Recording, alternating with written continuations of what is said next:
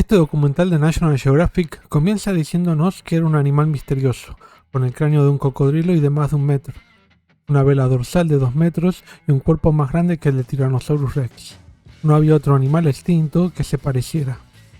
Había un solo espécimen y en 1944 lo destruyeron. Tras un siglo de búsqueda, al fin encontraron más restos. Esto permitirá conocerlo en detalle por primera vez. Desde la búsqueda en África a la reconstrucción digital, podrán responder el misterio del mayor depredador del mundo. El documental se llama Más grande que el Tyrannosaurus Rex. Dale like y suscribirte a Secretos Paleontológicos, ¿ves? Empezamos en el Sahara de Marruecos. Nos develan los restos del Spinosaurus gracias al trabajo de Nizar Ibrahim en Herfoot. Varios paleontólogos comentan que el misterio del Spinosaurus es comparable con el monstruo del lago Ness, el abominable hombre de las nieves. Demasiado, ¿no? Nizar inspecciona en puestos de venta de fósiles de Marruecos, museos y todos los sitios posibles, y nos muestran que Sereno exploró África durante años, con el que unió esfuerzos en el estudio del Spinosaurus, que podrías pasarte semanas en el desierto de cientos de kilómetros en Marruecos y no encontrar nada. Y encontraron tanto a Suchomimus, el equipo de Sereno, como Carcharodontosaurus, cocodrilos, como Sarcosuchus, aves prehistóricas, carnívoros, entre otros. Pero Ibrahim sigue el rastro de Ostrom y encuentra la mansión que quedó tal como estaba cuando Stromer vivía. Dejó hasta la lista de mandados, los cuadros de sus viajes, todas fotos suyas. El paleontólogo Stromer llegó al Sahara a excavar fósiles de mamíferos en un terreno nunca antes explorado. Se unió con el expedicionario austríaco Markgraf y localizó numerosos sitios con potenciales fósiles. Terminó encontrando dinosaurios como el Spinosaurus en el oasis de Baharilla, en el límite con el desierto de Sahara, en Marruecos.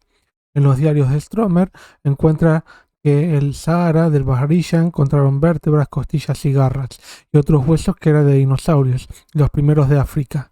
El 18 de enero a las 9:20, e incluso encuentra el día que encontraron los primeros huesos del Spinosaurus, entre ellos el enorme fémur, entre 3 huesos. Y algunos huesos de la vela dorsal. Desde entonces cambió su objetivo de buscar mamíferos a buscar dinosaurios. Markgraf es enviado por Stromer a buscar más fósiles en sedimentos de 95 millones de años, entre ellos el herbívoro Egyptosaurus, el Baharillasaurus y el Carcharodontosaurus. Además, en 1912 también encuentra la mandíbula, costillas enormes y algunas vértebras con las características de espinas neurales.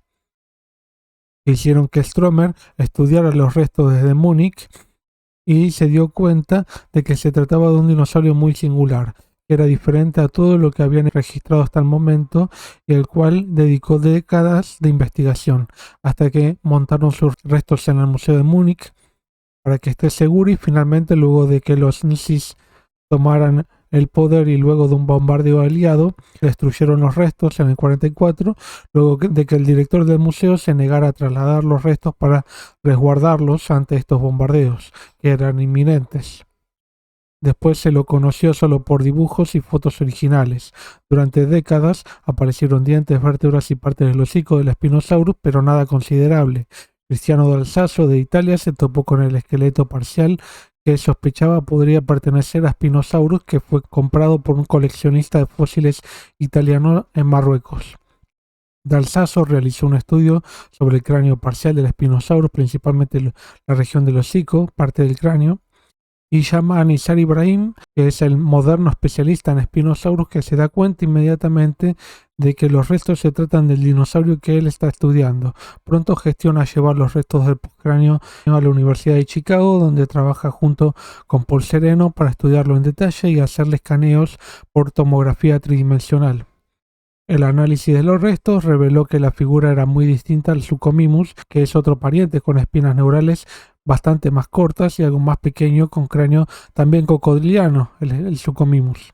Pero se creía que era más parecido al Suchomimus, el Spinosaurus, y finalmente se reveló que no lo era. Desde ese momento, Nizar analiza los restos con Sereno y trata de localizar los niveles portadores del esqueleto, por lo que tiene que localizar el excavador original en Marruecos. En las espinas neurales se encuentra una característica estructura de hueso denso o paquistótico que Nizar Ibrahim ve que es similar a la estructura que ya vio de Spinosaurus y cree que ese trozo podría compararse con uno que vio en Marruecos, por lo que sabe que el hombre que los guió y vendió los restos fósiles se trata de la misma persona que lo guió a él y a su equipo en Marruecos. Entonces deben ir al sitio en África para ver si lo encuentran y pedirle que los guíe al sitio de donde salieron los restos que le vendió el coleccionista italiano. Esto es parte de un trabajo no detectivesco, porque ¿para qué necesitan saber de qué niveles son los portadores del Spinosaurus? Bueno, primero para ver datarlos precisamente, ver si encuentran una forma de datarlo, de sacar sedimentos para datarlo, o algún resto de conchillas, por ejemplo, que ahora veremos, que también se utilizan para datar, dar la información de la edad de la capa, pero bueno, puede no ser exactamente la edad de cuando se depositaron los huesos, pero es muy cercana. Y bueno, finalmente, como ya les dije en otro video en el canal, hablamos, finalmente los restos, todos los restos que encontraron mayormente pertenecen al mismo individuo, o sea que esto les permitió tener una imagen completa de cómo era el torso del Spinosaurus.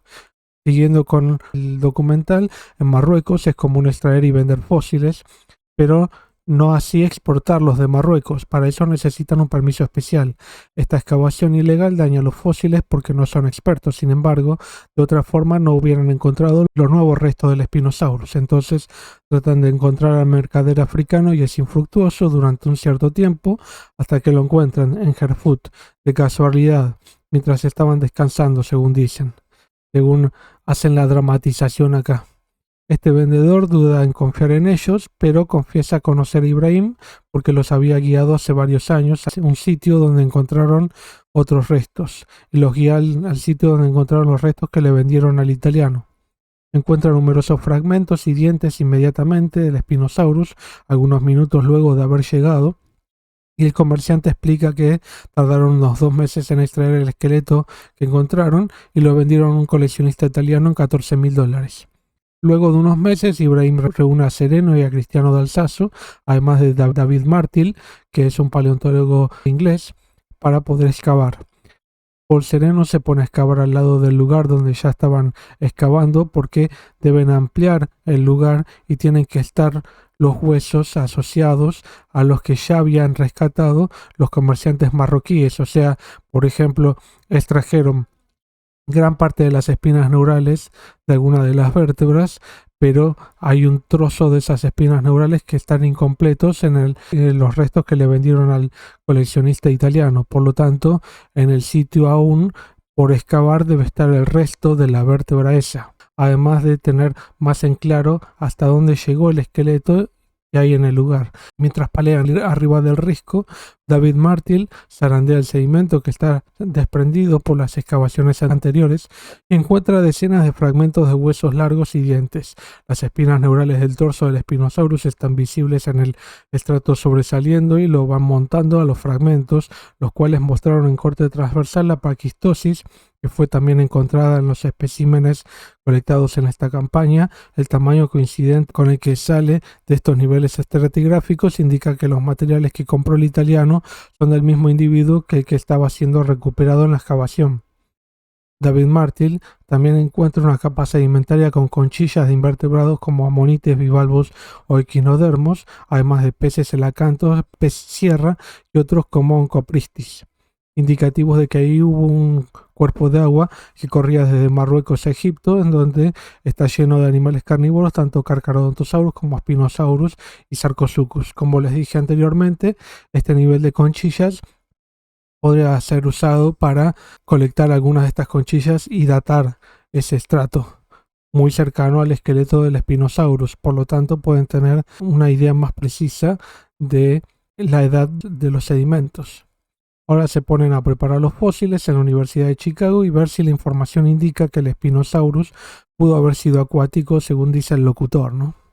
Además, hacen tomografías a los huesos para reconstruirlos tridimensionalmente y también armar el esqueleto completo de esta forma para luego integrarlo en un cuerpo completo de Spinosaurus. Ven que una cosa son los huesos encontrados en el campo que son frágiles y no se pueden montar porque deben ser protegidos que el esqueleto réplica que se montó. O sea, la réplica del esqueleto que se monta está hecha en base a materiales que pueden resistir, pero el esqueleto, como vieron, está excavado, está hecho muchos fragmentos que los van uniendo porque van encajando cada pieza. Si ustedes van al campo y encuentran huesos, van a ver que si hay alguna asociación entre los huesos, pueden irlos uniendo. Tanto Ibrahim como Sereno hablan de la reconstrucción del esqueleto completo hecho digitalmente en base a los materiales recuperados por Stromer, por Ibrahim y de parientes como Suchomimus y otros anteriores, pudiendo tener un panorama bien claro de cómo era todo el cuerpo de este dinosaurio. El modelo habría tenido unos 15 metros de largo, confirmando que es el dinosaurio más grande hasta ahora, unos 3 metros más que el Tyrannosaurus Rex. Stromer ya especulaba que Spinosaurus podría haber comido peces, la forma del cráneo cocodriliano. El pie es asombroso, es plano por sus falanges, con base completamente apoyada en el suelo, bien aplanada. Lo más cercano para analizar este tipo de pies, como podría haber funcionado, es un ave. Podría haber tenido membranas interdigitales como el flamengo. Podría haber pasado lo mismo en el Spinosaurus. Pudo haber servido para evitar quedar atascado en el fango, para lo cual también analizan la pata de cocodrilo que tiene las membranas en las patas como cocodrilo domesticado llamado baba de 114 kilos para observar estos rasgos. La morfología de la mandíbula del cráneo es cocodriliana por lo estrecha y la forma de los dientes, con los ojos posicionados muy dorsalmente. Los bordes de la mandíbula tienen terminales sensitivas para detectar el movimiento de un animal en el agua, según también lo reveló la tomografía computada que hicieron del cráneo y también por sincrotrón, que indica cómo van esos nervios, esa nerviación por dentro del cráneo, y difiere un poco de la de los demás dinosaurios. La vela gigante es parecida a la vista en distintos reptiles, fósiles, peces y reptiles actuales incluso. Paul Sereno cree que podría haber sido útil para exhibirse y evitar predadores o ataques de un miembro de su propia especie. El esqueleto completo es montado y Sereno analiza más los brazos grandes con una vela sólida y un cráneo ligero cocodriliano, un torso también muy alargado, pero la mitad posterior del cuerpo parece no haber sido muy eficiente para balancear el cuerpo en la cadera. Esto es un análisis antes del estudio final.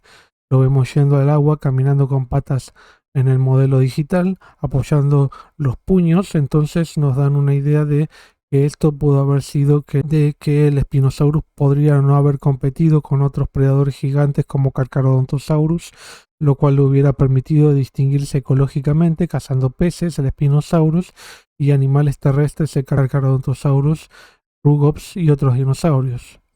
El Spinosaurus también podría haber cazado tal vez animales terrestres cuando el agua se secaba en los ríos, o también comido carroña.